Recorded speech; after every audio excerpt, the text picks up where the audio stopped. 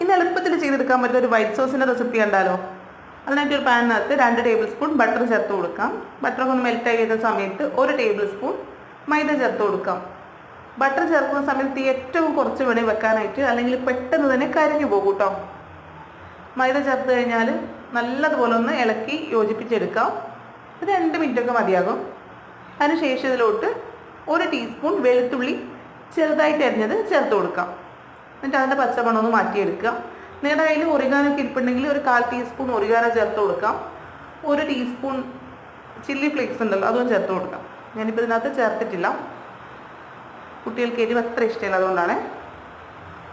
ഇതിലോട്ട് 1/2 കപ്പ് പാൽ കൂടെ ചേർത്ത് കൊടുത്താൽ മതി. എന്നിട്ട് നല്ലതുപോലെ ഒന്ന് തിളപ്പിച്ച് കുറുക്കിയെടുക്കുക. അപ്പോൾ വൈറ്റ് സോസ് റെഡി ആയിട്ടുണ്ട്.